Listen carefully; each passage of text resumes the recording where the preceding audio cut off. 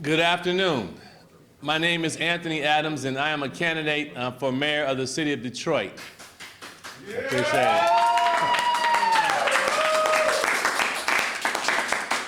it. For the last few days, my opponent, who's been dodging me assiduously because he's afraid to debate, so we actually brought him along here today. He came by headquarters today and told me he really supported me, but he can't do it publicly, so we just gave him a shirt to let him know that, hey, we love you in spirit. But it's time really to debate the serious issues impacting Detroit. He throws out this trope about someone talking about hate speech, when in reality, that's a farce. If you look at my campaign and the issues that I have been speaking to, they're issues impacting the quality of life and the citizens of the city of Detroit. We talk about overtaxation and $600 million, and yet there is not a plan to compensate the citizens in this city for the money that was lost or the homes that were lost. And now we learn that we're on the precipice of more than 40,000 homes being tax foreclosed as a result of bad tax policies of this administration, which continue to overassess and overtax the residents that live in the city of Detroit. When the city received more than $850 million in Recovery Act funds, there's very little money that's put in there for our senior citizens to have grants so that they can stay in their homes. For the working class people who live in this city to have the dollars that they need in order to fix their houses. For our people in our community to have the investment in their businesses so that they can continue to thrive. We talk about a tax policy that provides abatements for billionaires, and yet when we look at what we need for the little people of our community, the working people, the people who have held this community together, there's absolutely nothing in that package or plan for them. It's a giveaway that is not doing the best interest for the people who live in the city. And now they traipse up to Mackinac and they talk about a $25 fix for flooding in people's basements and then how the suburbs are going to pay that cost. Well, we all know that's a bunch of baloney, because if that in fact was the simple solution for the problem, it should have been fixed years ago. You're talking about green conservation projects and how we divert water out of the system versus providing somebody with a $25 fix that we all know in our own minds this is not going to work. So when he talks about hate, he doesn't want to debate me and stand on the stage to make those allegations because he is fearful of having his record carefully examined. I'm not here to be a cheerleader for Mike Duggan. I'm here to critically question his policies that have led to more than 90,000 people leaving out of the city of Detroit. We have businesses that are failing at an alarming rate. We have more than 160,000 people that have permanently opted out of the workforce without a meaningful plan to bring our community together. And then when we talk about affordable housing, we know we're losing it because we have more people who rent their homes in the city of Detroit versus own their homes. We have a policy that they can't even disperse the millions of dollars in federal money to help landlords who are suffering because they haven't collected rent for more than 2 years. And so I say that this campaign is far from hate. It's about illuminating the truth of the issues that are impacting the people who live in this city. There's a reason why corruption is rampant in this community. First, we hear about this raid is all about toll contracts, but now we see that it's really more about dark money packs that are fueling a level of corruption in our community that we need to address. And let's start connecting the dots. The same lawyer that's setting up Mike Duggan's PACs is the same lawyer that's setting up the PACs for these other people that are under investigation. Why are we not connecting the dots and calling for a full disclosure of who's behind all these dark money PACs that are fueling racist attacks on people who live in our community? Right. And so I'm saying time out for the nonsense. If you believe that there's something in my platform that's not correct, then stand on the stage and debate me. But don't hide behind these dark money PACs. Don't hide behind the skirt of your campaign manager. Don't hide behind your corporate partners. Don't hide behind the people who enable you to do what you are doing in our community. Stand up on the stage, be a man, bring it to the table so that we can debate each and every issue about your policy. We'll start with your tax policy. We'll talk about your affordable water policy or lack thereof. We'll talk about your lack of an affordable housing policy. We'll talk about the lack of contracts for black folks in this community. It's a shame when I ride through this city and I see construction work going on, there are very few blacks I see actually participating in these projects. And so when you talk about money that we control in our community, we don't control how the party store owners spend their money. We don't control how the beauty and barber supplies spend their money. We don't control how the grocery stores spend their money. But what we do control are the tax dollars that the citizens of Detroit pay to make sure that they have equitable service in our community. And so I'm calling you out. Stop being afraid. Come to the table. Man up, and let's discuss what we need to discuss so that the citizens of Detroit understand fully how they're being impacted by these policies. Stop hiding behind your ribbon cuttings. Stop hiding behind your campaign manager. Come out front, come to the table, and address the issues that the citizens need to hear us address. If you believe that your policies are so great, that everything that you've done is absolutely wonderful, that everybody is completely happy with what you brought to the table, then you should be prepared to stand on stage and defend those policies. But the reason you aren't doing it is because you are afraid, because you don't want someone who can critically question you. I understand that there's a lot of cheerleading going on for you in the media, but it's time out for that. I'm not your cheerleader. I'm not your friend. I'm here to debate the issues that are impacting the city to ensure that the citizens understand exactly what's going on in our city and how your policies have hurt them. And so without further ado, I'm going to open it up for questions from the media. And please identify yourself. Lee DeVito from the Detroit Metro Times. Did Duggan say exactly, did he elaborate at all on what he meant by hateful or divisive? No, he did not do that because he can't do it. Because if you go through my Twitter feed, if you go through my Instagram feed, if you go through my Facebook posting, there's nothing in there coming remotely close to what, I don't even know what he considers to be hate. What he considers to be hate is the fact that I'm talking the truth. And when truth becomes hate, then we have a problem, because when I'm talking about your tax policies, I'm talking about your contracting policies, I'm talking about the corruption and favoritism that he continues to show in our community. There's a reason why his friends are benefiting from contracts that the citizens in this city pay for. And it's time out for us not to speak truth to power about what he's not doing in our community and how his friends are benefiting from literally every tax dollar that's being spent in the city of Detroit.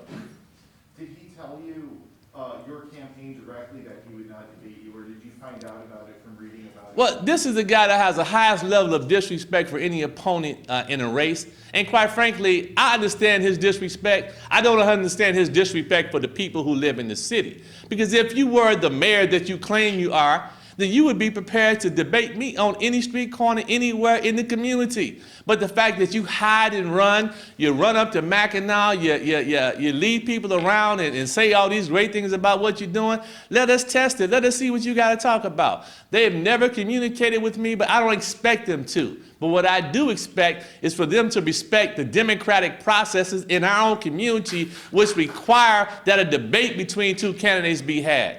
And the media needs to get behind this, because you're talking about debating the issues that people need to understand in our community. That's right. Absolutely. Yes, sir. Hey, Grant Herman, Panel 4. Yeah. You said that Mayor Duggan is making racist attacks. What are you referring to there? Well, it's a racist trope. You see, we understand the history of racism in America is that they always try to paint a black man as an angry black man. And so all these I call it innuendos. You see, it's code word. When you talk about hate, you need to define what the hate was.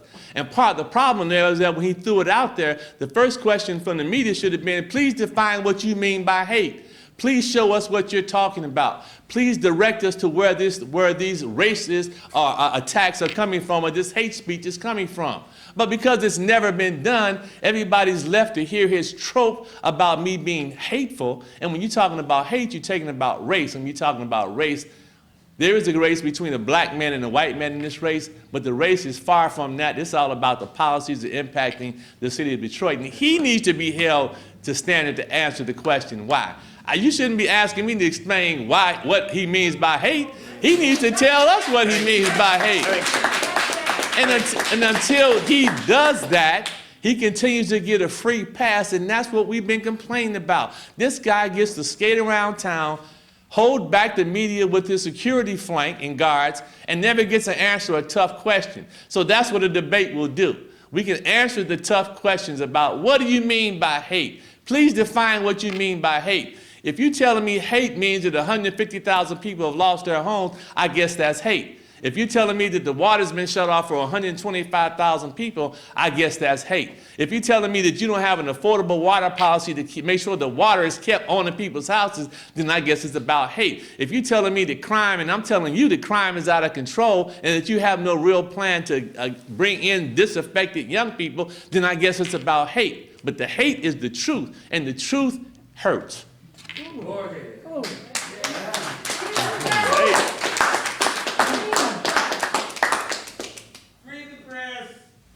Yes, sir. Are you going to continue to request a debate from the Duggan campaign? We've done all the requesting that we need to do. I think everybody understands we're not going to continue to chase him for a debate because he's not worthy of it. If he was a worthy opponent, he would be chasing me for a debate to put me, quote, in my place. Say that. But he don't want to do that because he is afraid to stand on the stage with me, in part because of the size differential, the height differential, the intellect differential, and the ability to articulate a policy on how I'm going to improve the life of the people who live in the city of Detroit. He tries to hide behind the hate trope because that's an easy thing to do, and he's never checked on it. But I'm not here to be his friend. I'm here to be the friend for the people who live in the city of Detroit. It's also the integrity Thank you. difference. Thank you. Okay? That's right. Call out the press to go ahead and get this man to come and stand next to Amphitheater Yes, ma'am. and talk truth to power. Yes, ma'am. I'm Barbara Wine, and I'm from the Detroit Free the Press. We've been looking for the press all morning and for several days now to find out why they're not covering your campaign and why they are not insisting that there be a debate. The debate is a cornerstone of the democratic process in society. Why are the stations, the news, the papers, and outlets, media, regular media outlets, not demanding that there be a debate? So when we started to press the issue, I actually got a phone call from one of the news stations that indicated to me that they are prepared to host a debate. They said they were going to reach out for my opponent to see if he would be willing to debate. And what I told them was that it would be interesting to see what he's going to say because we know what he's going to say. But the question is, we can have an open town hall forum that the media can host. It could be an hour where I welcome any and every question about me, my background, and my platform, because I'm an open book and have nothing to hide. And so we'll see. I don't want to identify the station right now. They're supposed to follow up and contact me tomorrow to let me know. But the offer is out there. There are stations, DET, IPTV, Urban Information Network has made the first offer of a debate. He refused to show up.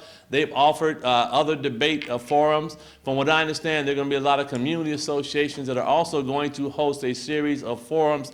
If he chooses not to come, that says a lot about him, where you don't want to face the community. And he has a pattern that, because when he had those charter mandated meetings, whenever it got hot in the meetings, guess who ran from the meeting with their security guards trailing them?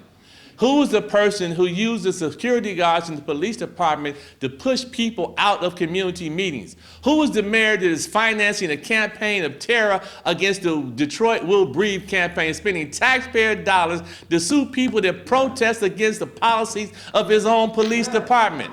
And so when we talk about a mayor who is afraid, he's afraid of his own people. He's afraid to confront the issues. He's afraid to go into community meetings where they're not controlled. He will go to a ribbon cutting ceremony, but when you have a real honest and open community meeting where people who are not his enablers show up, the man can't take the heat and he runs out the community. And so when they say the voters know who he is, he's showing us who he is by virtue of the fact that every time he's asked to do something, he runs from the situation, he refuses to debate, and he says, you know who I am. Well, we know who you are, and which is why we will continue to expose who you are.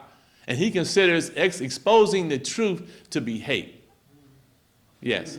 I would like to say first and Oh. foremost, with a comment on your statement that he's afraid of his own people. First of all, Detroit is not his people. Let's make that clear. Because if you are of the people, you are amongst the people. I'm a very vocal advocate for the LGBTQA community. I'm a post-op 55-year-old trans woman. And the word that stands out the most for me when it comes to Anthony Allen you, sir, is integrity. Now, I'm gonna speak two passages from the Bible if I may, because this is a church town, let's be realistic. You know, as a man thinketh, so is he. As we thinketh, so are we. This man thinks, acts, and has a character of integrity. That speaks enough for me because I done gave him all the hard questions. What can you do for us, Detroit, and people like myself, okay? I put his feet to the fire. All right. And also, don't cast your pearls before the swine. All right. My vote is me. All right. Okay? I'm not gonna cast my vote without knowing who the candidate is. And Thank see, you. what we're doing is, we're allowing someone to just come in and slide in. People standing there, black, white, different ages. This is not about race. This is about Detroit. Thank This you. is about our children. Thank you. Thank you. And him not being out in the streets, him not publicly having a debate to you is a disrespect to democracy and to us. Thank you very much. Okay, Thank you. period. Thank you. Thank you. No, thank you, all and right. your team. All right. Thank you. Okay. Yes, sir. Okay, I got a few questions. I'll ask the last one first. We're in a pandemic that offers a new future, all the changes, all the adjustments we have to make as citizens. It's in the whole thinking of depending on others to give way to independence and black empowerment. Why are you the best person to take us into this new future? Well, we can start and talk about the pandemic and how it all rolled out and what his position was in the beginning versus what it is now. And so back in March, there was a pancakes and politics discussion at the Detroit Athletic Club, and I raised the question, asked the first question, why are you not cutting the water back on? And what they said, because we work with the ACLU and other organizations to try to get water rights restored in the city of Detroit, what they said was there was no direct causal connection between absence of water and diseases in the city of Detroit that you see in third world countries where there is not water. Well, of course, we all found that to be a lie. And they quickly reversed their position when the pandemic hit and began a process of what they call restoring water service back in the community of Detroit. But the fact of the matter is the water should have been cut on way before the pandemic hit, because water is a human right. And when you cut the water off in a family's home, you break the family up because DSS comes in and takes the children out of the house. And whatever you have a situation where someone who is suffering from some type of medical infirmity and needs access to water. These are the kind of policies that he had that impacting the people in the city of Detroit. And so when you ask me why I'm the better candidate because I'm connected with the people in the community. I understand that water is a human right and we have to have an affordable water policy.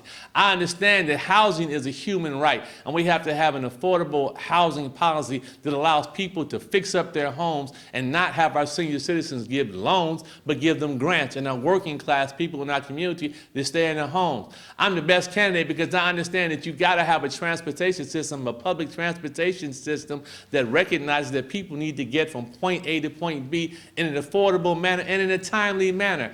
It is not reasonable to expect someone to walk 2 to 3 miles to a bus stop and then have to catch 3 or 4 buses to get to work. That's not affordable water or housing transportation policy that we need to have in our community. And I understand that. I understand that when you're contracting in the community, when you're taking tax dollars from the people who live in the community, you've got to make sure that local contractors, black contractors, brown contractors get money and resources from that situation.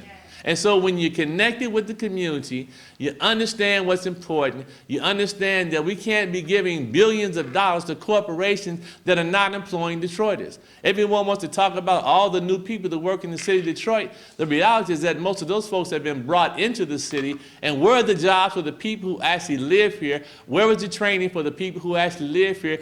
And where are the promises that are made when these companies come in? They promise you $20 an hour at Flexingate, and then when you look at what they're actually paying, they're paying $15, $14 an hour. That's not the bargain that the people ask for. We ask for a living wage, not a substandard wage. And so when you ask me why I'm the better candidate, because I'm the candidate who's faced every camera, has been to every community meeting, has answered every question imaginable, from the color of my socks to my height. These are questions that people want to know, and we ask them. And so that's why I'm the better candidate, because I'm the candidate who's connected with the people, who's not in the back pocket of the corporate interests, who understands that the special interests that need to be tended to are the interests of the people who are poor, who are working, and who are under-resourced and undernourished in our own community. Yes, sir. Yeah, thank you. One more question. You've been around the city and you've confronted a lot of the major organizations and companies, and what's been your observation and what's been the response? So major corporations are not going to fund my campaign, but that's okay because I don't want their money. Because when I get in office, I want to be free from the restrictions of corporate giving so that I can make policies that are in the best interest of the people who live in the community. This is not to suggest that I'm not prepared to work with any and everybody who is here in the city of Detroit.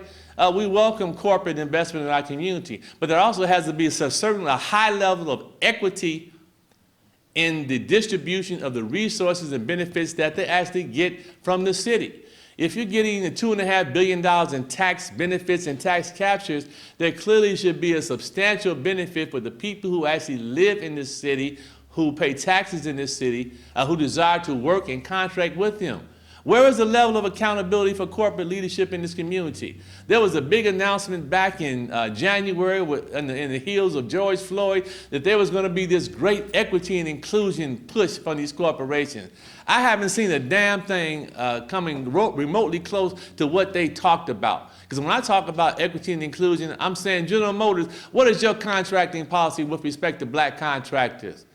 What is it? Do we know? How many blacks in senior leadership? Do we know? Have they reported out? What about TCF Bank of Huntington? What is your actual lending policy in the city of Detroit? I got an 840 credit score, and I applied for a refinance from Huntington Bank, and I've gone through more hoops, hurdles, jumps, and downs that you can imagine in order to get a refinance on a mortgage when it should be real simple. What is their lending policies and the money that they hold in the city and how they're actually working with the people in the city of Detroit?